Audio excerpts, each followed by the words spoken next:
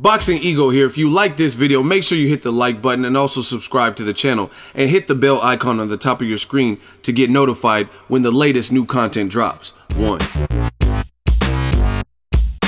I just feel like I'm at the second tier of my career, you know what I'm saying? About to go ahead and make this strategy for me to make an exit, get out and make sure I retire with money, you know what I'm saying? I basically, and you know, I wouldn't say fucked a lot of money off, but I invested a lot of money, lost a lot of money, and I own shit in cash. So for me, that's the best thing that I could say about, you know, being a boxer. I don't want to ever, you know, lead our youth into the wrong direction, especially guys that's coming up under me. You know what I mean? You think about making money and how fast it goes. Money burns so easy, man, but it's hard to make it.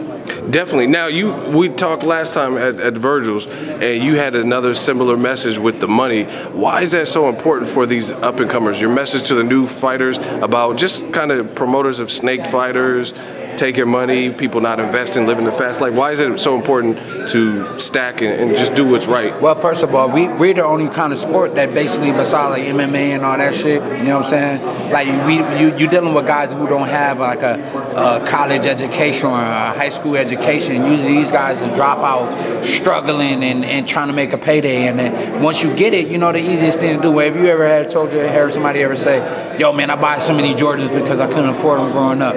Now you got 2 feet, but you got all these Jordans. How many Jordans can you actually wear? You know what I'm saying? So it's just really the mindset and your perception of having money. Having money is keeping money, you know what I'm saying? Making money, turning it over, and all those type of things, that learning how to save. They teach you how to make the money, but they don't teach you how to save it and how to do it properly. So for me, it's like, you know, I want to make sure in my sport, when it comes to like young, especially minorities in the sport, that they come up with this whole perception that they can save their money, they can live a simple life, and they can have money outside of their career. Because the worst thing to do is like make all that fucking money and then next thing you know you retire, you ain't got shit. That's whack. You mean you gave your whole life to something and then retire with nothing in the bank?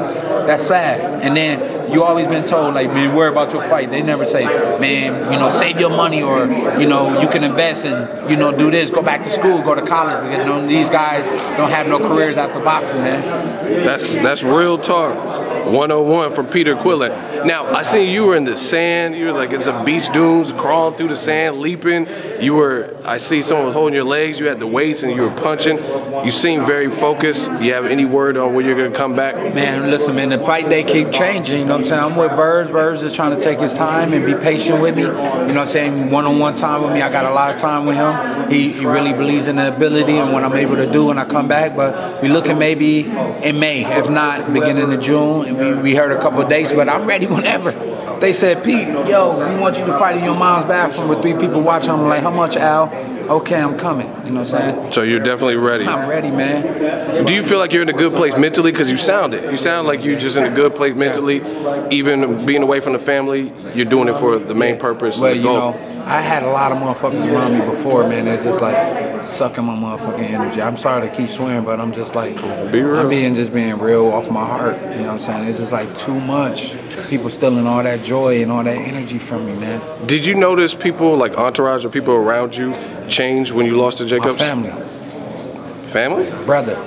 Oh, wow. You know what I mean? Own brother. Like my own brother traded and sold his soul to the devil for some money. You know what I'm saying? For me, people don't get to see all the struggle and the pain that I had to suffer with family issues who persecute against me and turn their back on me. You know what I'm saying? And I had to see it and had to endure it from people I thought that was going to be there forever. Now I had to like treat my brother like a stranger and love him from a distance. Say, you know what? I forgive him for being the evil person that he is. You know what I'm saying? So that's what I'm dealing with. But altogether, have a humble heart. You know, the only thing we are required to do in life is love people. That's all we require. They don't say you got to love them and help them. They just say just love them. Have love and ultimate joy for a person. You want to see them do well. How many people don't want to see you do well? Definitely. All right, so that's ultimately, we got to have that kind of heart, man, and that's how I look at life, man. Speaking of heart, I seen the United, the whole situation. What'd you think of that with the person getting drugged out the plane?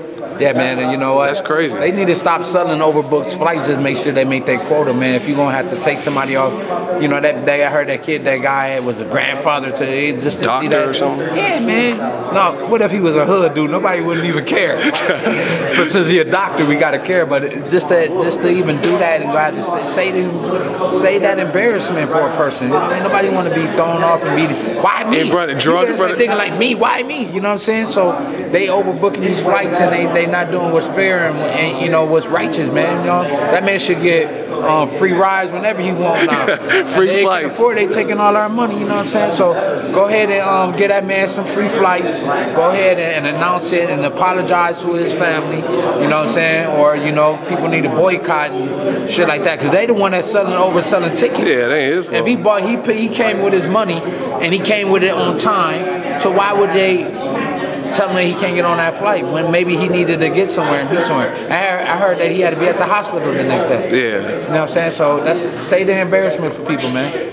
Definitely. Where can the fans stay in touch with Kid Y'all can stay on me and tune with me right here with Boxing Ego, man. Yeah, we out here. Yeah. Give me at Kid Chocolate on Instagram. Hit me up on the website, www.kidchocolate.com. Make sure y'all show y'all support. Got the shirts, man. Charles Sportif for sponsoring the shirts. But, you know, it's all good material. And the whole happy face and the team Kid Chocolate. Everybody loves chocolate. Every kid brings the kid out of all of us. And we all need to be promoting smiles. We don't see enough of that. Definitely look forward to seeing what's next. I'll be in touch. Appreciate you for your time. Thank you, man. Appreciate you. Thank you.